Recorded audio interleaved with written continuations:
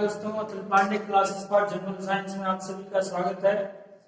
जैसा कि आप सभी को पता है कि हमारे चैनल के द्वारा Atul Pandey classes for general science के द्वारा आपको विभिन्न board CBSE, ICSE, UP board से रिलेटेड जनरल साइंस की क्लास चैप्टर वाइज प्रोवाइड कराई जा रही है, जो विभिन्न प्रतियोगी परीक्षाओं के लिए भी इम्पोर्टेंट है। क्योंकि ये जो मटेरियल हम आपको प्रोवाइड करा रहे हैं, इसमें छोटे छोटे पॉइंट्स वन लाइनर के रूप में हम आपको डिस्क्राइब करने का प्रयास कर रहे हैं।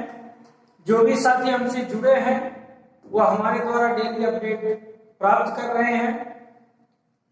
हम लोग जनरल साइंस की क्लास में बायो की क्लास कर रहे थे, तो इसी बायो की क्लास में एक और श्रृंखला को ऐड करते हैं, जिसमें सेल कोशिका के बारे में क्लास को स्टार्ट करते हैं।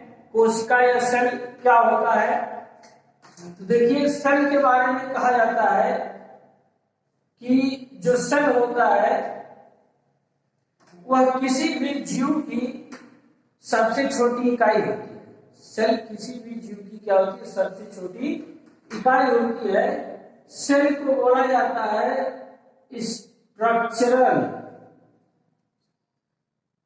Structural and functional unit of life. Structural and functional unit of life means जीवन की संरचनात्मक और कार्यात्मक इकाई को कोशिका कहते हैं। जीवन की संरचनात्मक और कार्यात्मक इकाई को कोशिका कहते हैं। Structural and functional unit of life. किसी भी जीव की सबसे छोटी इकाई की बात की जाए तो किसी भी जीव की सबसे छोटी इकाई जो होती है वो कोशिका होती है, ठीक है, सेल होता है।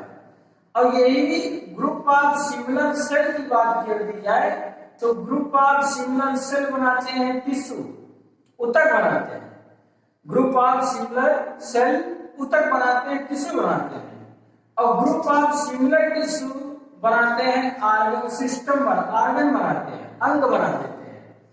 और ग्रुप ऑफ ऑर्गन्स बनाते हैं क्या, organ system. Group of organs बना लेते हैं ऑर्गन सिस्टम।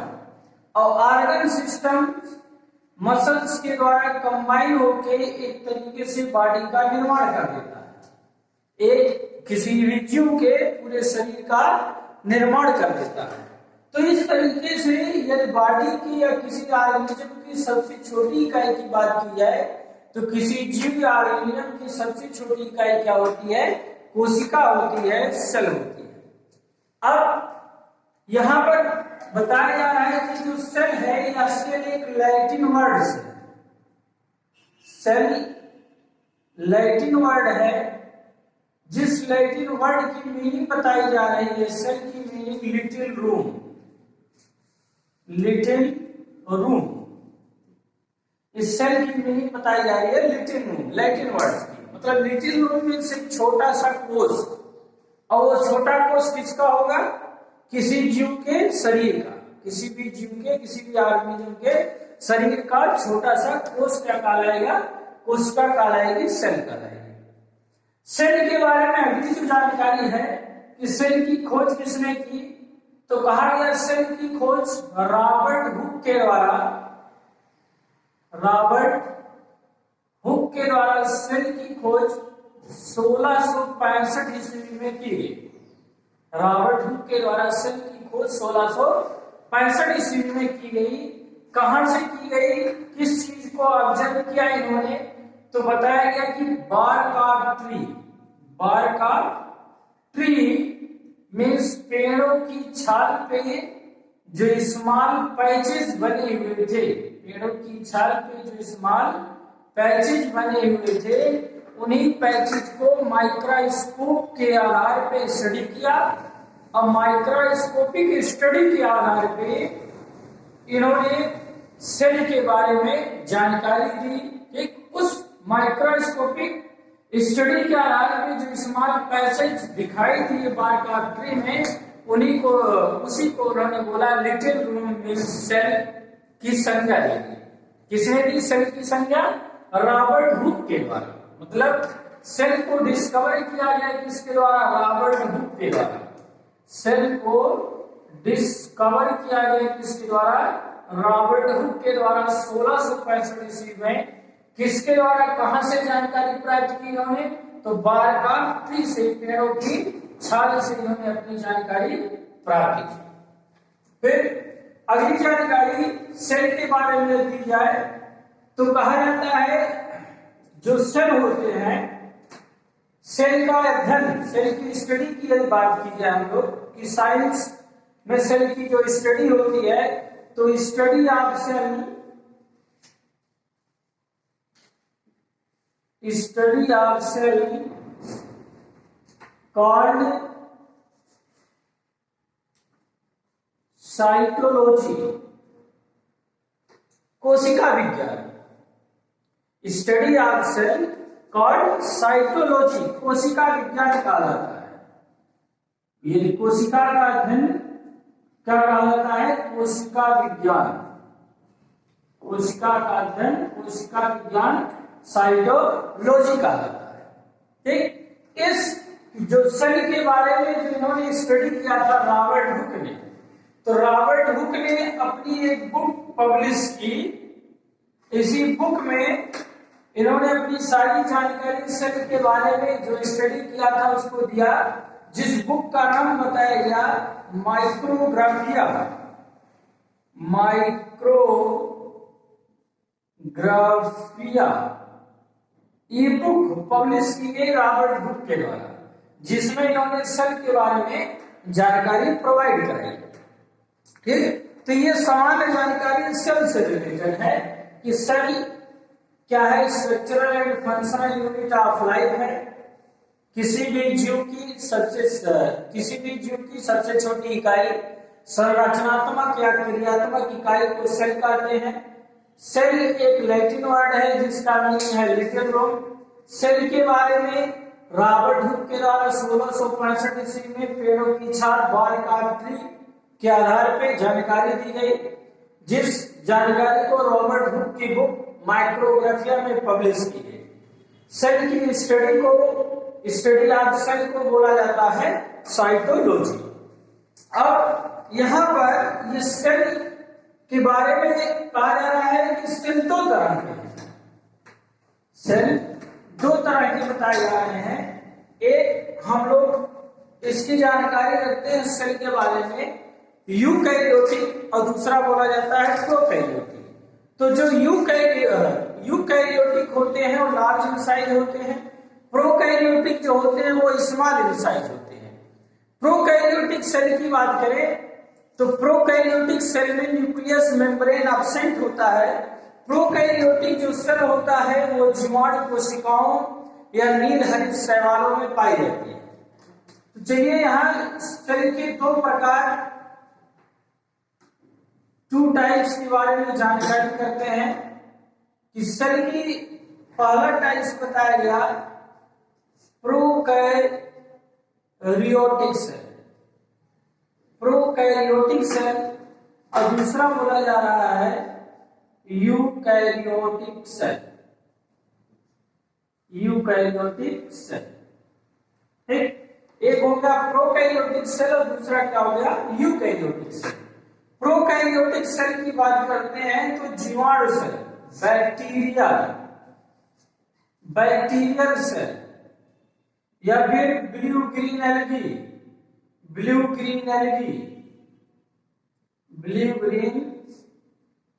में प्रोकैरियोटिक सेल प्राप्त होंगे, मिलेंगे। लेकिन यूकैरियोटिक सेल कहा जा रहा है कि ऑल प्लांट्स एंड एनिमल्स में प्रोकैरियोटिक सेल मिले प्राप्त होंगे। ऑल सेल एंड प्लांट्स में क्या मिलेंगे? प्रोकैरियोटिक सेल प्राप्त होंगे। ठीक है, इसी प्रोकैरियोटिक सेल में की अगली जानकारी के बारे में बात करें कि प्रोकैरियोटिक सेल की अगली जानकारी क्या है, तो कहा जा रहा है प्रोकैरियोटिक सेल जो है इसकी जो सेल वॉल होगी, प्रोकैरियोटिक सेल की सेल वॉल जो होगी, प्रोकैरियोटिक सेल की जो सेल वॉल होगी, वह सेल वॉल प्रोकैरियोटिक सेल की बनी होगी प्रोटीन और कार्बोहाइड्रेट। प्रोकैरियोटिक सेल की cell wall protein and carbohydrates की बनी होगी,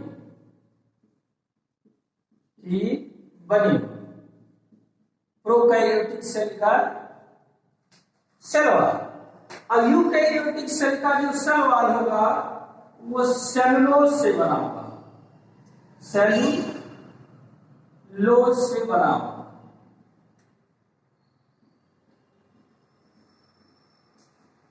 सेलुलोज से बना होगा, मेड अप ऑफ सेलुलोज। ठीक, तो पहली जानकारी हो गई कि प्रोकैरियोटिक सेल मिलेंगे कहां? प्रोकैरियोटिक सेल बैक्टीरियल सेल या ब्लू ग्रीन एल्गी में प्राप्त होंगे।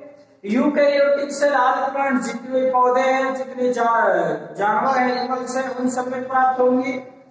सेल वॉल, इनका जो सेल वॉल बना होगा, तो सेल वॉल किससे बना होगा बताया गया? प्रोटीन है, कार्बोहाइड्रेट से इनका सेल वॉल बना होगा। किसका? प्रोकैरियोटिक सेल का। यूकैरियोटिक सेल का सेल वॉल सेलुलोज से बना होगा। फिर अगली जानकारी की यदि बात करते हैं तो ये इनकी जो सेल साइज होती है, सेल की साइज किसकी? यूकैरियोटिक सेल की सेल साइज जो होगी वो कहा जा रहा है 0 to 0.5 micrometre to 10 micrometre, 0.5 micrometre to 10 micrometre तक होगी इनकी सेल साइज। और जबकि यूकैरियोटिक सेल की जो साइज होगी वो 200 माइक्रोमीटर तक होगी। ठीक है, अब 200 माइक्रोमीटर तक होगी।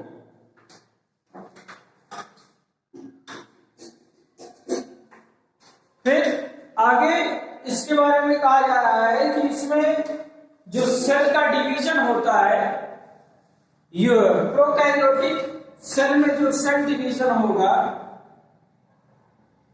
प्रोकैरियोटिक सेल में जो सेल डिवीजन होगा, उस सेल डिवीजन इसमें अर्धसूत्री मियोसिस टाइप की होगी। मियोसिस सेल डिवीजन होगा प्रोकैरियोटिक में, मियोसिस सेल डिवीजन होगा प्रोकैरियोटिक सेल में। और यूकैरियोटिक सेल में मीडियोटिक सेल डिवीजन होगा, मीडियोटिक सेल डिवीजन होगा यूकैरियोटिक सेल। मियोसिस अर्धसूत्री और मीडियोटिक समसूत्री विभाजन। जब सेल डिवीजन पढ़ाएंगे तो आपको बताएंगे कि मियोसिस और मीडियोटिक अर्धसूत्री सेल डिवीजन क्या होता है और समसूत्री सेल डिवीजन क्या होता है। और एक तीसरा होता है असूत्री। तीसरा क्या होता है? असूत्री कोशिका विभाजन सेल डिवीजन, जिसको बोलते हैं एमिटोसिस, जो अमीबा में होता है एमिटोसिस, असूत्री सेल विभाजन। फिर आगे यदि सेल डिवीजन हो गया, अगली जानकारी की बात करें सेल ऑर्गेनल्स। सेल ऑर्गेनल्स तो प्रोकैरियोटिक सेल में जो सेल ऑर्गेनल्स होते हैं वह एक तरीके से एब्सेंट होते हैं। प्रोकैरियोटिक सेल में सेल ऑर्गेनल्स क्या होते हैं? एब्सेंट होते हैं। बट सेल ऑर्गेनल्स इसमें एब्सेंट होंगे और यूकैरियोटिक सेल में सेल ऑर्गेनल्स प्रेजेंट होंगे। यूकैरियोटिक सेल में सेल ऑर्गेनल्स क्या होंगे? प्रेजेंट होंगे। सेल ऑर्गेनल्स की बात करें तो सेल ऑर्गेनल्स जैसे एंडोप्लाज्मिक रेटिकुलम मींस अंतःप्रद्रवी जालिका, फिर है गाल्जी बॉडीज मींस गाल्जी काय, इसके बाद लाइसोसोम, माइटोकॉन्ड्रिया, वैक्यूल्स, प्लास्टिड्स। तो ये इन सब के बारे में कहा जा रहा है कि ऐसे सेल ऑर्गेनल्स प्रोकैरियोटिक सेल में क्या होंगे? सेल ऑर्गेनल्स एब्सेंट होंगे। प्रोकैरियोटिक सेल में सेल ऑर्गेनल्स एब्सेंट होंगे, बट यूकैरियोटिक सेल में सेल ऑर्गेनल्स क्या होंगे? प्रेजेंट होंगे। ठीक, फिर आगे कहा जा रहा है कि जो इसमें राइबोसोम प्राप्त होंगे, प्रोकैरियोटिक सेल में राइबोसोम प्रोकैरियोटिक सेल में जो राइबोसोम होंगे वो 70s टाइप राइबोसोम होंगे और यूकैरियोटिक सेल में ribosome 80s type ribosome present होंगे। 70s टाइप राइबोसोम और 80s टाइप राइबोसोम प्रेजेंट होंगे।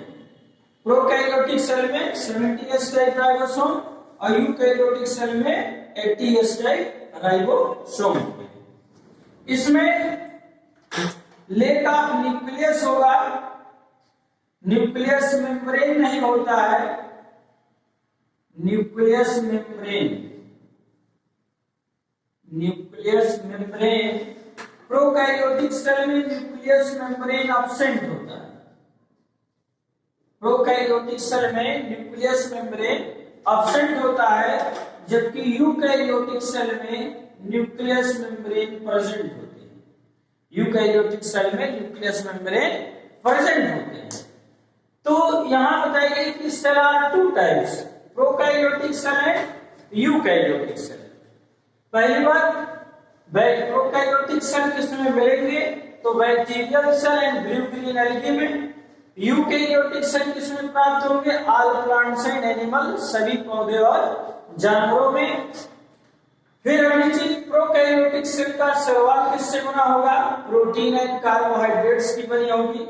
यूकैरियोटिक सेल का सेल वॉल सेलुलोज से बना होगा। इसकी जो सेल साइज होगी प्रोकैरियोटिक सेल की 0.5 माइक्रोमीटर टू 10 माइक्रोमीटर होगी। यूकैरियोटिक सेल की cell size up to 100 micrometre होगी। सेल डिवीजन मियोसिस होगा प्रोकैरियोटिक में, अर्धसूत्री, और यूकैरियोटिक सेल में मिटोटिक समसूत्री विभाजन होगा। Cell organelles, membrane bound cell organelles इसमें एब्सेंट होंगे, मींस एंडोप्लाज्मिक रेटिकुलम, अंतःपृथ्वी जालिका, माइटोकॉन्ड्रिया, गोल्गी बॉडीज, प्लास्टिड्स, ऐसे सेल ऑर्गेनल्स इसमें एब्सेंट होंगे और जबकि यूकैरियोटिक सेल में प्रेजेंट होंगे। राइबोसोम प्रोकैरियोटिक सेल में 70s टाइप होगा और यूकैरियोटिक सेल में 80s टाइप होगा। न्यूक्लियस मेम्ब्रेन एब्सेंट होंगे और यूकैरियोटिक सेल में न्यूक्लियस मेम्ब्रेन प्रेजेंट होंगे। फिर आगे चीज इसमें कहा गया कि जो डीएनए होगा इसमें प्रेजेंट होगा, डीएनए जो प्रेजेंट होगा, अगली जानकारी डीएनए, तो डीएनए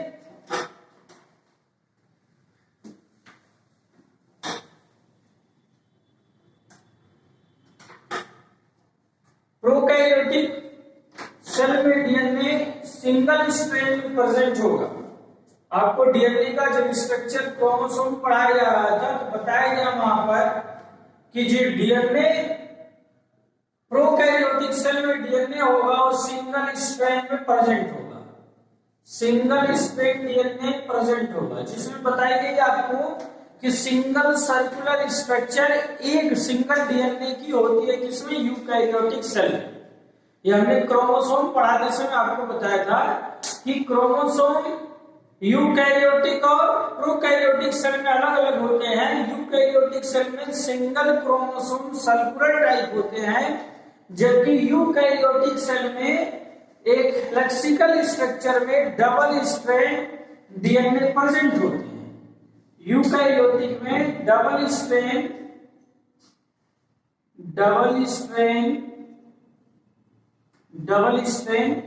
क्रोमोसोम क्या होंगे, प्रेजेंट होते हैं इसमें।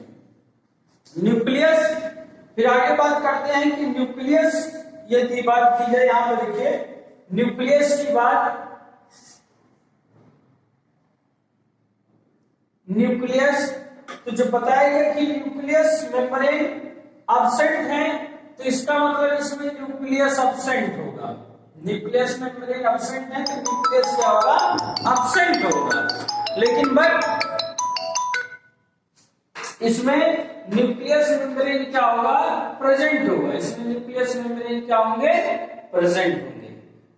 ठीक, तो ये सामान्य जानकारी थी कि कोशिका क्या है, अब कोशिका के प्रकार क्या हैं। फिर आगे अगली क्लास में आपसे मिलेंगे एक नई क्लास के साथ। तो आप सभी हमारे चैनल को सब्सक्राइब करिए, अपने दोस्तों को भी बताइए। Atul Pandey classes for general science को ज्वाइन करें। धन्यवाद।